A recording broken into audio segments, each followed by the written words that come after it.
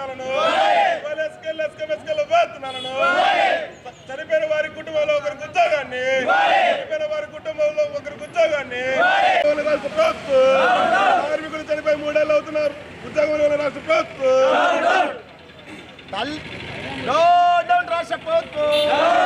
రాష్ట్ర ప్రభుత్వం మున్సిపల్ కార్మికుల పిల్లలని ఎక్కించబడము పేరుతో సంక్షేమ పథకాలు తీసేయడము ఎంప్లాయీ సంక్షేమ పథకాలు తీసేయడము ఎంప్లాయీ సంక్షేమ రాష్ట్ర ప్రభుత్వం రాష్ట్ర ప్రభుత్వం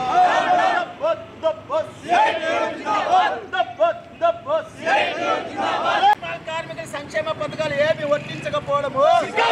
ఈరోజు రాష్ట్ర వ్యాప్తంగా మున్సిపల్ కార్మికులందరూ రోడ్డుపైకి రావడం జరిగింది.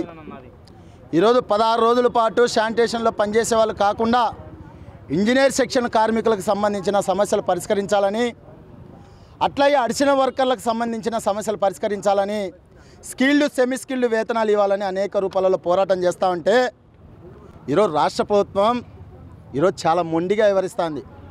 ఈరోజు మేమేం అడుగుతున్నాం, ఈరోజు సంక్షేమ పథకాలు మున్సిపల్ కార్మికులకు అందరికీ వర్తించాలని మేము అడుగుతా అంటే ఈరోజు నారాయణ గారు మాట్లాడరు, ఈరోజు లోకేష్ గారు మాట్లాడరు, ఈరోజు చంద్రబాబు మాట్లాడు, ఈరోజు పవన్ కళ్యాణ్ మాట్లాడు.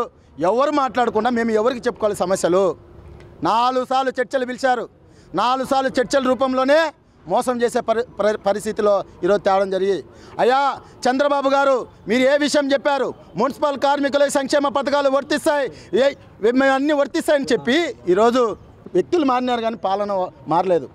ఈరోజు జగన్మోహన్ రెడ్డి గారు ఆప్కాత్ తెచ్చి ఎంప్లాయీని ప్రకటించి ఆ రోజు ఇంజనీర్ సెక్షన్ కార్మికులకు పథకాలు లేవు.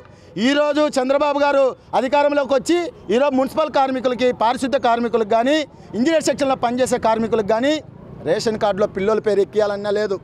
ఈరోజు ఆరోగ్యశ్రీలో రేషన్ కార్డు ఉంటే ఆరోగ్యశ్రీ వస్తుంది.